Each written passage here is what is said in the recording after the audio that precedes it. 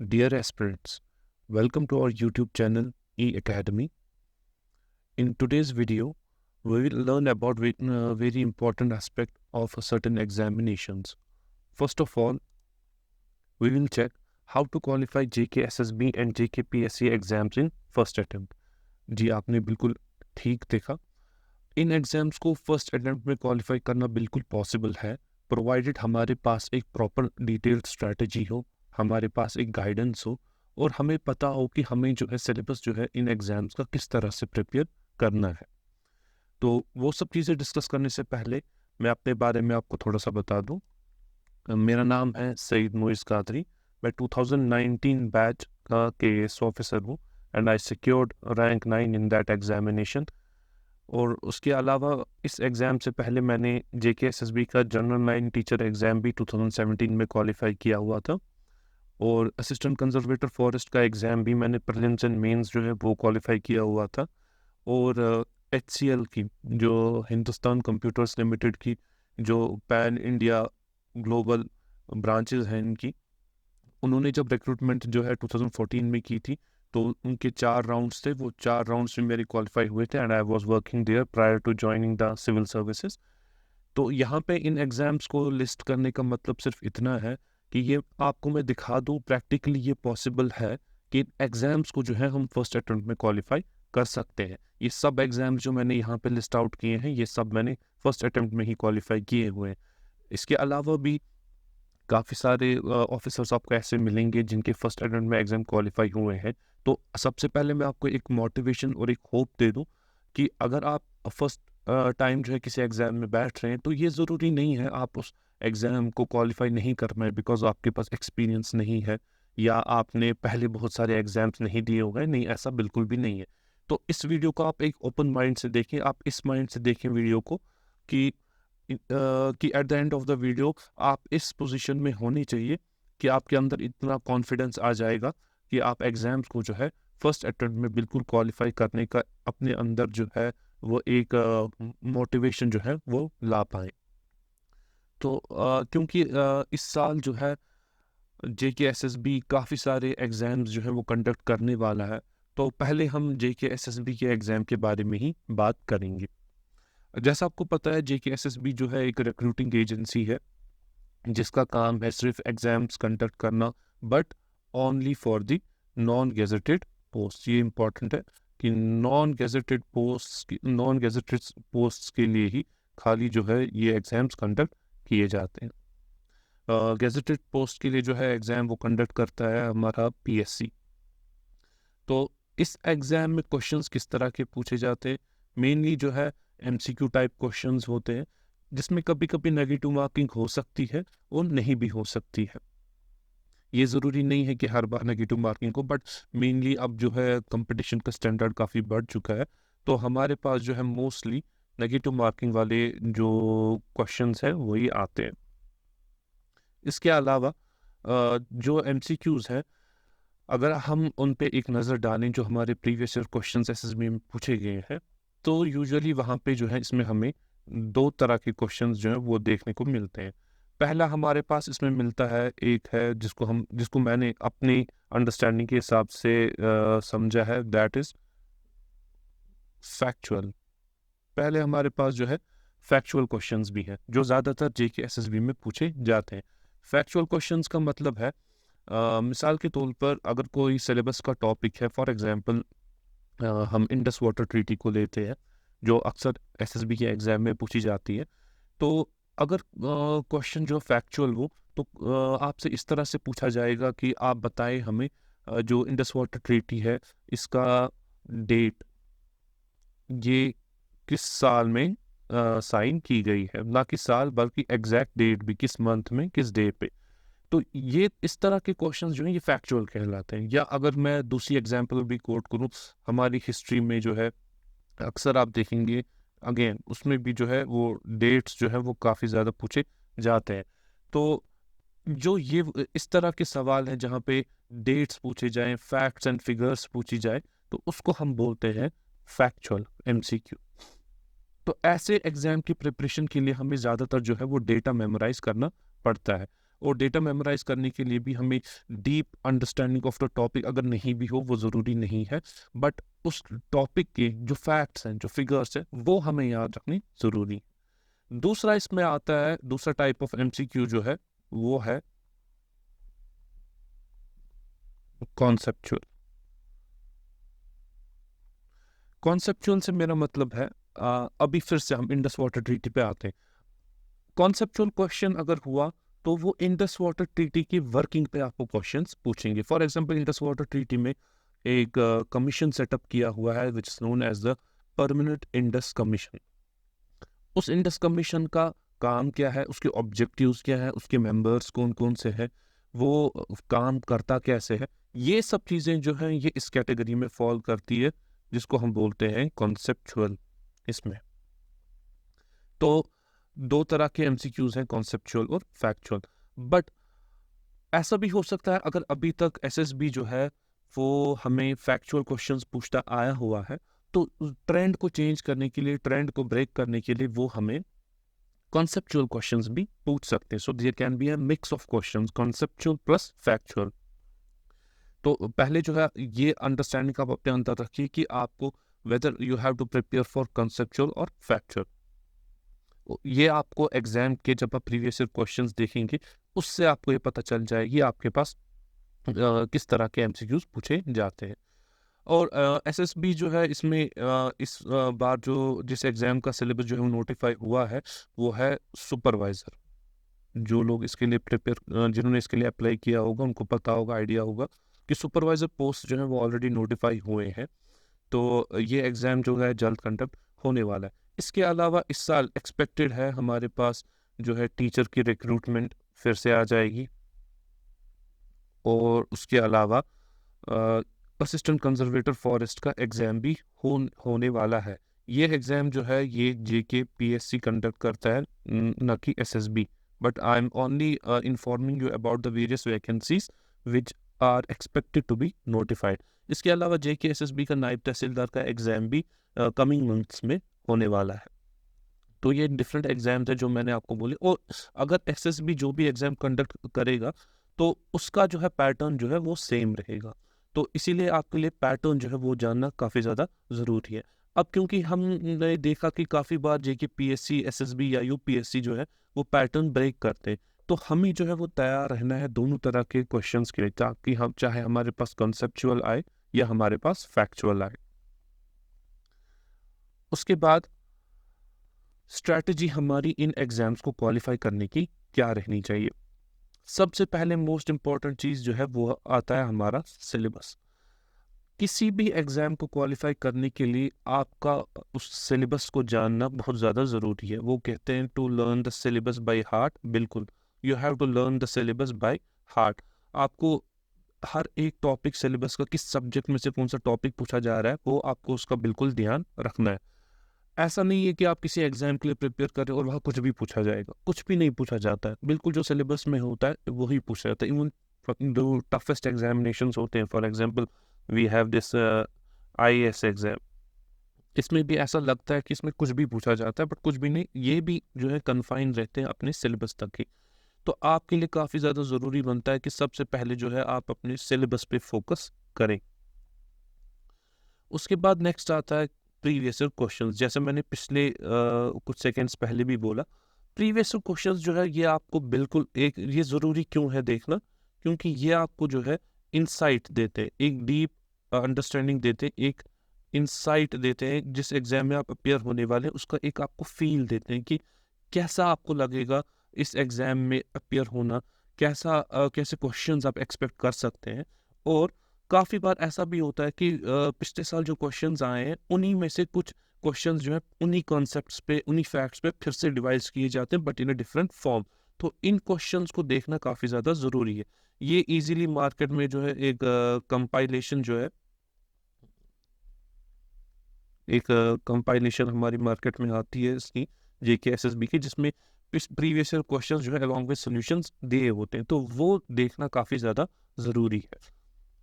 उसके बाद आपने अगर सिलेबस भी समझ लिया, आपको समझ में आया क्वेश्चंस भी किस तरह से पूछे जाते हैं, फिर इम्पोर्टेंट थर्ड बात आती है रिसोर्सेज की, कि आखिरकार हम पढ़े तो पढ़े कहाँ से, मतलब कौन सी बुक्स हमें कंसल्ट करनी है, या अगर कोई ऑनलाइन पढ़ रहा है कौन से वीडियोस हमें देखने हैं, सॉरी कौन से वीडियोस हमें देखने हैं। तो या कुछ बच्चे जो है वो पीडीएफ भी कंसल्ट करते हैं। तो आज के टाइम पे क्योंकि ऑनलाइन का ज़माना है, तो अगर आप मामूली किसी भी एग्ज़ाम के लिए कोई बुक सर्च करेंगे, you will get a list in thousands.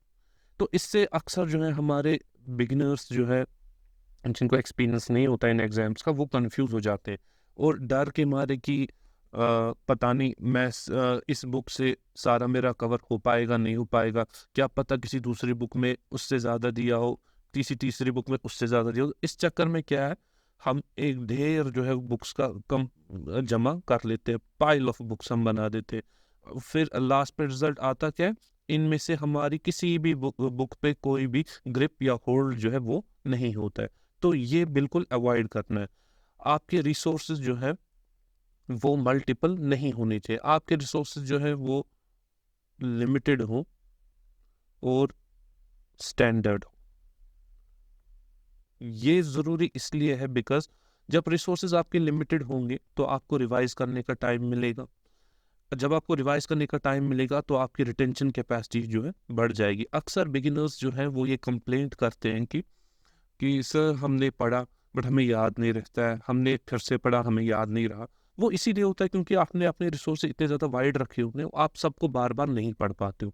तो अपने रिसोर्सेज को आप लिमिट रखो ताकि आप उनको रिवाइज भी अच्छे से बार बार कर पाओ, और जितना आप रिवाइज करेंगे उतना आपका रिटेंशन जो है वो बढ़ जाएगा। हाँ, लिमिटेड होने का मतलब ये नहीं है कि आप कोई भी किताब, कोई भी नोट्स या कोई भी वीडियो देखना शुरू करेंगे, नहीं। वो उनका स्टैंडर्ड होना ज़रूरी है। स्टैंडर्ड होने का मतलब है, फॉर एग्जाम्पल मार्केट में आपने ज्योग्राफी की कोई बुक लाई, तो उसमें क्वेश्चंस जो है वो सिलेबस को एग्जाम के हिसाब से कवर करें। ये ऐसा नहीं होना चाहिए कि आप बुक जो ला रहे हैं वो किसी डिफरेंट एग्जाम के लिए बनी हो। फॉर एग्जांपल वो एकेडमिक पर्पसेस के लिए हो, कॉम्पिटिटिव एग्जाम्स के लिए नहीं हो। तो एकेडमिक और कॉम्पिटिटिव पर्पसेस में काफ़ी ज़्यादा वेरिएशन बुक्स के स्टैंडर्ड्स में आती है। तो इंश्योर करना है कि जो भी रिसोर्स हम कंसल्ट करते हैं वो एक स्टैंडर्ड हो और हमारे रिसोर्सेज जो है वो लिमिटेड हो। कुछ स्टूडेंट्स जो है वो खुद से नोट्स बनाने में भी बिलीव करते हैं, जो कि एक अच्छी बात है। अगर आपके पास टाइम है आप खुद से नोट्स बनाएं। रिसोर्सेज पढ़ने से, नोट्स लिखने से जो है रिटेंशन ज़्यादा रहता है। मगर यहाँ पे भी आपको गाइडेंस की काफ़ी ज़्यादा ज़रूरत है, क्योंकि अक्सर देखा गया है कि बच्चे जो है सीधा बुक्स का जो टेक्स्ट है वही कॉपी करके अपने नोट्स में लिखते हैं, तो उससे नोट मेकिंग का पूरा पर्पस ही डिफीट हो जाता है। आपके नोट्स जो हैं वो प्रिसाइज होने चाहिए, precise and to the point. Precise and to the point note बनाने से ये होगा कि जब आप रिवाइज करेंगे, जो अननेसेसरी और एक्स्ट्रा इन्फॉर्मेशन है जो आपके एग्जाम में नहीं पूछी जाएगी, वो आप ऑलरेडी रिमूव कर चुके होंगे। तो आपका फोकस जो है इन्हीं प्रिसाइज पॉइंट्स पे होगा। इससे आपका टाइम भी बचेगा और आपको रिवाइज करने में भी काफ़ी ज़्यादा मदद मिलेगी। अब ट्रेंड जो है आजकल करंट अफेयर्स का काफ़ी ज़्यादा हुआ है। एग्जाम्स में जो है करंट अफेयर्स काफ़ी ज़्यादा पूछे जाते हैं। तो उसके लिए कुछ एग्जाम्स में जो है इंटरव्यू भी कंडक्ट किए जाते हैं, बट एसएससी में यूजुअली जो है रिटन एग्जामिनेशन ही होता है। तो करंट अफेयर्स पे ग्रिप रखने के लिए ज़रूरी है कि आप न्यूज़पेपर भी पढ़ें। अगर हम यूटी लेवल एग्जाम्स की बात करें तो आप कोई भी सा जो डेली एक रेप्यूटेड न्यूज़पेपर है, मैं नाम नहीं मेंशन करूंगा, आप वो खुद भी देख सकते हैं कि कौन कौन से रेप्यूटेड न्यूज़पेपर्स जो है वो मार्केट में आते हैं। तो इंश्योर करें कि एक रेप्यूटेड न्यूज़पेपर हो जिसका आप डेली बेसिस पे जो है एनालिसिस कर सकते हैं। वो न्यूज़पेपर कैसे पढ़ना है, क्या पढ़ना है, उसकी गाइडेंस भी हम आपको वीडियोस में, आने वाली वीडियोस में देंगे। तो स्ट्रैटेजी यहाँ पे हम डिस्कस करें, इसीलिए मैंने यहाँ पे न्यूज़पेपर भी मेंशन किया कि न्यूज़पेपर जो है वो आपको यूटी लेवल के करंट अफेयर्स के बारे में अच्छी तरह से इंफॉर्मेशन देगा। हाँ, जो नेशनल लेवल के करंट अफेयर्स हैं, हमारी कंट्री इंडिया के जो करंट अफेयर्स हैं, उसके लिए तो मार्केट में काफ़ी ज़्यादा बुकलेट्स और मैगजीन्स जो है वो अवेलेबल है। तो उसको पढ़ने के लिए आप कोई भी एक सी स्टैंडर्ड मैगजीन जो है वो कंसल्ट कर सकते हैं। कौन सी मैगजीन पढ़नी है या क्या पढ़ना है ये भी हम आपको बताएंगे। या अगर हमें ऐसा लगा कि बच्चे जो है मैगजीन से ग्रैस्प नहीं कर पा रहे हैं, कॉन्सेप्ट्स में कुछ प्रॉब्लम आ रही है, तो करंट अफेयर्स के जो टॉपिक्स हैं उनको भी हम अपने वीडियोस में डिस्कस करेंगे। तो उसके बाद मोस्ट इम्पॉर्टेंट बात आती है हमारे टाइम की, कि एक एग्जाम के लिए आपको कितना टाइम जो है पढ़ाई में देना चाहिए। देखिए, काफ़ी बच्चे बोलते हैं क्या सर 10 घंटे काफ़ी हैं, कुछ बोलते हैं सर क्या 9 घंटे काफ़ी हैं, ठीक है, कुछ बोलते हैं सर मैं सुबह 2 घंटे पढ़ता हूँ, शाम को 2 घंटे पढ़ता हूँ, क्या काफ़ी है। ये क्वेश्चन जो है ये बिल्कुल गलत है। ये कितने घंटे पढ़ना है वो मैटर नहीं करता है, बट जितना टाइम आप दे रहे हैं उसमें आप क्या पढ़ रहे हैं वो मैटर करता है। तो यहाँ पे क्वांटिटी नहीं बल्कि आपको क्वालिटी पे फोकस करना है, ना कि क्वांटिटी पे। अगर फॉर एग्जांपल कोई 9 घंटे पढ़ रहा है, उसमें से वो अपने 3 घंटे जो है सोशल मीडिया पे ही दे रहा है, तो ऑब्वियसली उसका आउटकम जो है वो बिल्कुल कम होगा। या कोई अगर जो है 10 घंटे भी पढ़ रहा है, उसमें से उसके 5-6 घंटे जो है वो सोशल मीडिया पे ही जा रहे हैं, या चैटिंग में जा रहे हैं, या फ़ोन कॉल्स में जा रहे हैं, तो वो यूज़लेस है। अच्छा, कुछ एस्पिरेंट्स हमारे ऐसे भी हैं जो जॉब करते हैं बट डिफरेंट एग्जाम्स के लिए एस्पायर कर रहे हैं, तो उनके लिए 9 घंटे 10 घंटे में भी देना पॉसिबल नहीं है। तो ये जो टाइम का कॉन्सेप्ट है ये बिल्कुल इंडिविजुअल टू इंडिविजुअल जो है वेरी करता है। बट चाहे आप 2 घंटे दें, 9 घंटे दें या 10 घंटे दें, आपको क्वालिटी पे फोकस करना है, कि आप उस टाइम में जितना भी पढ़ रहे हैं बिल्कुल फोकस के साथ पढ़ रहे हैं, और कुछ भी आपके माइंड में जो है वो डेविएशन नहीं आ रही है। उसके बाद जो है इम्पोर्टेंट बात आती है रिवीजन की। ये सबसे इम्पोर्टेंट है रिवीजन। आपने अगर अपना सिलेबस भी देखा हुआ है, ठीक है, आपने प्रीवियस क्वेश्चंस भी देखे, रिसोर्सेज भी हो गया, नोट्स भी तैयार हैं, न्यूज़पेपर भी आप पढ़ रहे हैं, अच्छे से आप टाइम भी दे रहे हैं, ये इतना सब कुछ करने के बाद, ये सब पॉइंट्स फॉलो करने के बाद अगर आप रिवाइज नहीं कर रहे हैं तो आपकी प्रिपरेशन जो है वो ज़ीरो है। जब आप फर्स्ट रीडिंग करेंगे उसमें आपको लगेगा कि मैंने रिटेन कर लिया, बट बिलीव मी, जब आप उस सिलेबस को कंप्लीट करेंगे, उस बुक को कंप्लीट करेंगे, आप जब दोबारा उसको देखेंगे आपको लगेगा आप बहुत सारी चीज़ें जो पहली बार देख रहे हैं, आपने वो पढ़ी ही नहीं कभी। ये इसलिए होता है बिकॉज हमारी मेमोरी जो है, उसकी रिटेंशन कैपेसिटी जो है वो लिमिटेड है, और उस लिमिटेशन को फुल्ली यूटिलाइज करने के लिए ज़रूरी है कि हम रिवाइज पीरियोडिकली करते रहें। आपने कोई टॉपिक ख़त्म किया, कोई आपने सब्जेक्ट कंप्लीट किया, तो उसके बाद ज़रूरी है कि आप उसको रिवाइज करते रहें। यहाँ तक जो है रिवीजन वाले पार्ट तक ये सारा आपका आता है, मतलब हम इसको कह सकते हैं प्रिपरेशन ही। यहाँ तक इंडिविजुअल प्रिपरेशन, आपकी अपनी प्रिपरेशन। फिर आपने इस सारे में यहाँ तक सीखा क्या है, उसको आपको इम्प्लीमेंट करना है इस टेस्ट सीरीज में। ये इम्प्लीमेंटेशन वाला पार्ट है। ये जो है यहाँ से सिलेबस से लेकर रिवीजन तक जो है ये लर्निंग वाला पार्ट है, और ये इम्प्लीमेंटेशन वाला पार्ट है। इम्प्लीमेंटेशन से मेरा मतलब है, अगर आपने ज्योग्राफी को अच्छे से पढ़ लिया, इकोनॉमिक्स को पढ़ लिया, आपने किस लेवल का पढ़ा है, कितना पढ़ा है, क्या उस पढ़ाई से आप क्वेश्चन सॉल्व कर सकते हैं या नहीं कर सकते, वो आपको इस टेस्ट सीरीज में क्लियर हो जाएगा। टेस्ट सीरीज से आपका डर बाहर आ जाता है। आपको कभी लगता है कि क्या पता मैंने जो पढ़ा है उससे मेरे क्वेश्चन सॉल्व होंगे नहीं होंगे, वो आपको टेस्ट सीरीज में क्लियर हो जाएगा।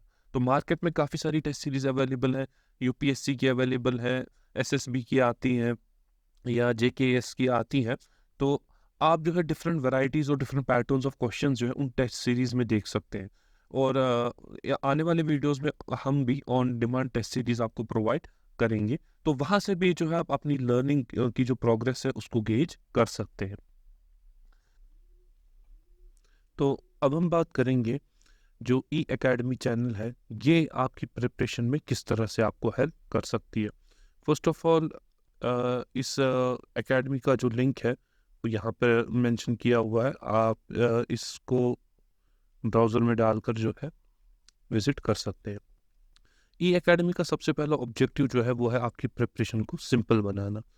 देखिए, काफ़ी बार ये होता है, जैसे मैंने आपको कहा कि हमारे पास एस्पिरेंट्स जो है वो डिफरेंट तरह के आते हैं। हमारे पास बिगिनर्स भी हैं, ठीक है, हमारे पास बिगिनर्स भी हैं और हमारे पास एक्सपर्ट्स भी हैं।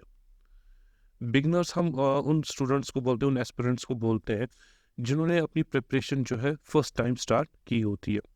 जिन्होंने कभी कोई एग्जाम कॉम्पिटिटिव एग्जाम नहीं दिया होता है, जो पहली बार किसी एग्जाम में अपियर होते हैं। एक्सपर्ट्स हमारे पास वो हैं जिनको एक्सपीरियंस होता है, वो काफ़ी बार कॉम्पिटिटिव एग्जाम्स में अपियर हुए होते हैं, but unfortunately due to one lacuna or the other ये क्वालिफाई नहीं कर पाते। तो हम जो है इन दोनों कैटेगरी ऑफ स्टूडेंट्स को जो है केटर करेंगे, बिगिनर्स को भी और एक्सपर्ट्स को भी। और दोनों के लिए हम कोशिश करेंगे जो हमारे वीडियोस हैं वो सिंपल से सिंगल लैंग्वेज में हो, हमारी कम्युनिकेशन बिल्कुल क्लीन हो, और जो हमारे नोट्स हों वो भी जो हम प्रोवाइड करेंगे वो बिल्कुल बेसिक से लेकर एडवांस कोर्स जो है एग्जाम के सिलेबस के हिसाब से उस सारे को कवर करें। मोस्ट इम्पॉर्टेंट चीज़ हमारी चैनल की जो है, यहाँ पे हम आपको ऑनलाइन फ्री वीडियोस लेक्चर्स जो है वो प्रोवाइड करेंगे। ऐसा नहीं है कि हम आपके साथ जो है लेक्चर का जो कुछ पोर्शन जो है वो फ्री शेयर करेंगे और बाकी का जो है उसको पेड बना देंगे, नहीं। जितने भी वीडियोस हैं आप चाहे जितनी बार भी उनको देखना चाहें, आप हमारी चैनल पे आकर उसको देख सकते हैं और एब्सोल्युटली फ्री ऑफ कॉस्ट उसको देख सकते हैं। इसके अलावा हम प्रीवियस ईयर क्वेश्चंस जो है और एग्जाम पैटर्न जो है उसका डिटेल एनालिसिस करेंगे। एग्जाम पैटर्न थोड़ा बहुत मैंने आपको यहाँ पे बता दिया, बट बात रहती है प्रीवियस ईयर क्वेश्चंस की। जैसा मैंने आपको कहा, ये आपके लिए जानना बहुत ज़रूरी है ताकि आप अपना माइंडसेट बनाएं कि आपसे किस तरह के क्वेश्चंस जो है वह एग्जाम में पूछे जा सकते हैं। तो उनका एनालिसिस भी जो है वो हम अपने वीडियोज़ में करेंगे।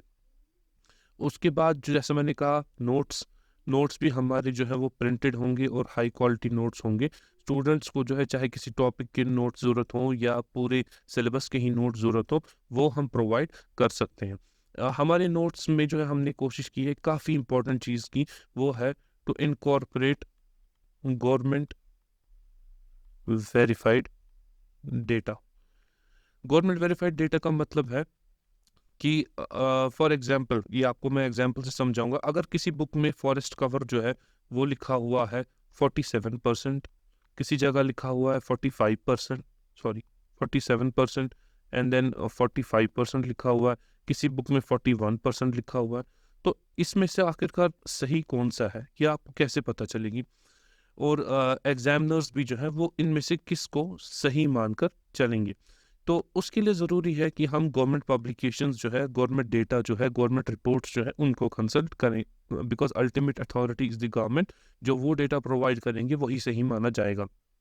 अब आप अगर नोट्स बनाएंगे तो ये आपके लिए काफ़ी एक लेबोरियस टास्क है कि आप डिफरेंट गवर्नमेंट पब्लिकेशंस चेक करें, डिफरेंट वेबसाइट्स चेक करें, डिफरेंट पीडीएफ्स चेक करें और वहाँ से डेटा एक्सट्रैक्ट करके अपने नोट्स बनाएं। इसमें आपका काफ़ी टाइम चला जाएगा और ये आपके लिए काफ़ी कंफ्यूजिंग भी हो जाएगा।